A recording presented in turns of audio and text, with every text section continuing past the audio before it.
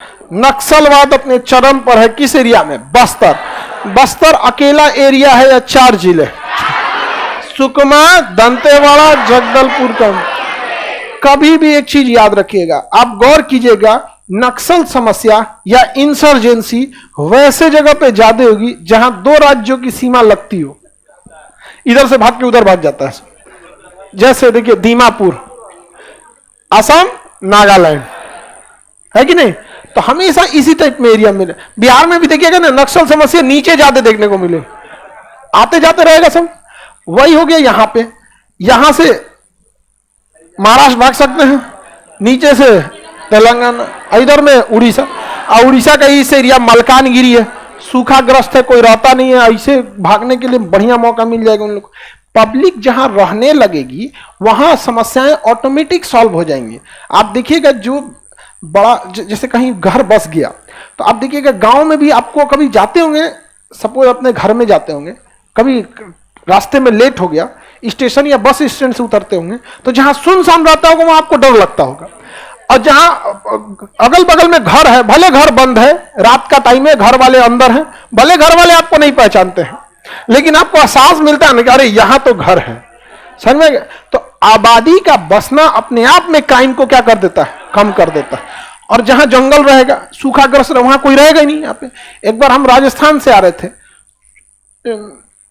Jodhpur side से, कहीं Google map से पूरा किधर का किधर लेके चल जाता है। उस शॉर्टकट रास्ता दिखा दिया, मरुस्थल में घुसा दिया। रात 10 बजे तक तो ठीक था, कहीं कहीं घर दिखता था। मरुस्थल में घरों रहेगा ना, 10 किलोमीटर बाद एक घर मिलेगा। रात 11 बजे के बाद पता नहीं कौन थार मरुस्थल में घुसा दिया, कोई आदमी ही नहीं मिले, कुछ भी ना मिले। इधर से उधर कहीं पे पहाड़, और अरावली का एरिया है, कभी ऊपर होता है, कभी नीचे, कभी बिहार में, कभी अगल बगल में सट के पहाड़। 11 बजे के बाद लेके 3 बजे तक कोई आदमी देखने को नहीं मिलता। रात भर आदमी गाड़ी भगाया कि यार खत्म क्यों नहीं होता है। और राजस्थान है भी तो बहुत बड़ा, भारत का सबसे बड़ा राज्य, और थार मरुस्थल में रहने वाला कौन है? बहुत कम लोग।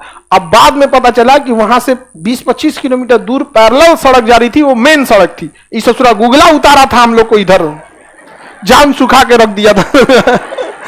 अरे बहुत समस्या था उस रात में। हम लोग को लगा भाई भगवान आप कोई डिपार्टमेंट देखते हो, लेकिन इस बार हम लोग को बचा लीजिए। बहुत खतरनाक लग रहा रात में। उसमें ससुरा एगो उल्लू आके टकरा गया, वो रोड क्रॉस कर रहा होगा, हम लोग की गाड़ी तेज थी, भाग भैया जल्दी सड़क पार हो। पार एक उल्लू आके टकराया, अब मर गया शीशे पे। अब वो चिपक गया, भाई आप रोकिएगा तब ना जाएगा, ऐसे चिपक लो यार। और डरा दिए आप। और एक हम लोग के साथ था, वो उसी एरिया का था, राजस्थान और हरियाणा के आसपास का एरिया का ही वो लड़का था। कह रहा भाई मुझे तो पता है इस एरिया के बारे में। तो हम लोग को थोड़ा साहस आया कि भैया इसी एरिया का है, लेकिन ये एरिया बहुत खतरनाक है। होंगे चुप, कहीं का शांति से रहे यहाँ पे। हम लोग को तो राहत है कि इसी एरिया का है। भाई जल्दी चलो यहाँ से, बहुत खतरनाक एरिया है यार। तो ये एरिया में ना पब्लिक का आवाज भी क्या है? कम है, जिस वजह से इस तरह की चीजों को बढ़ावा देने के लिए एक अच्छा सा एटमॉस्फेयर आपको वहां पे मिल जाता है। तो नक्सल समस्या को हम लोग ये रेड कॉरिडोर कहा जाता है। रेड कॉरिडोर का मतलब है कि जहां नक्सल समस्या हो जाती है उसे क्या कहते हैं? Red corridor. लाल सलाम नक्सल का क्या है? लाल सलाम। समझ में आ रहा है कि नहीं? मूवी वगैरह भी बनी है इस पे, कई सारी मूवियां इस पे बनाई गई हैं नक्सल को लेकर। टैंगो चार्ली तो इंसर्जेंसी को लेकर, उसमें कई तरह की समस्या दिखाई गई। नक्सल भी दिखाया गया, उग्रवाद भी दिखाया गया, कश्मीर को भी दिखाया गया।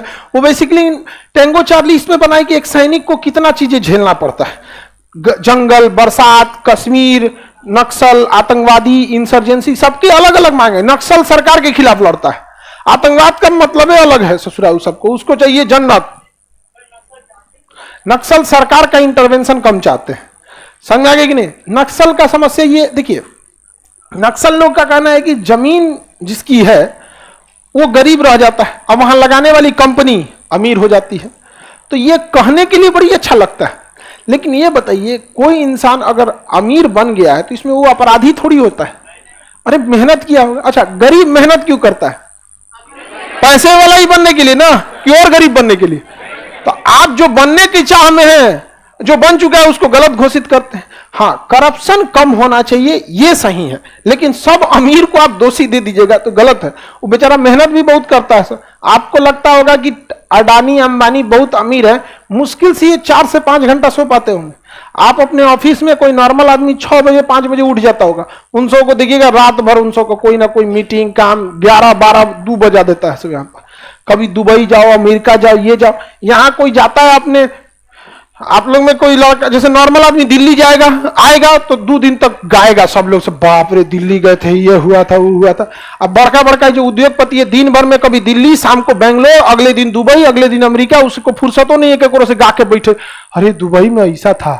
यहाँ आज नॉर्मल आदमी को भेज दीजिए तो दिल्ली आके आए, चांदनी चौक में भूजा खाए एकदम बढ़िया, यहाँ पे छोला भटूरा भी खाए थे, यहाँ वो है। हाँ, मोबाइल लिए थे चोर बाजार से। तो नक्सल की कई मांग है। नक्सल की क्या है मांग का?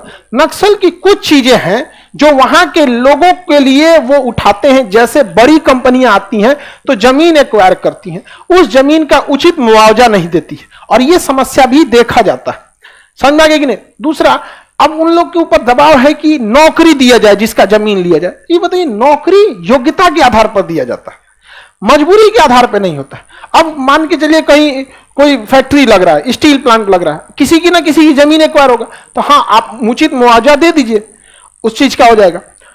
अब जमीन में नौकरी के लिए किस अच्छे पोस्ट पे तो नहीं दे सकता आप, कहीं एम्प्लॉय पे दे देगा स्टोर के। वही उन लोग का कई समस्या रहता है, सरकार आज ले नहीं सुलझा पाई है। दूसरा, वो लोग उसी के चक्कर में अपना भी राजनीति सेकते रहते हैं लोग यहाँ पर। तो ये पूरे भारत की समस्या बनते जा रही है। तो बस्तर समझ में आ गया कि नहीं आ गया?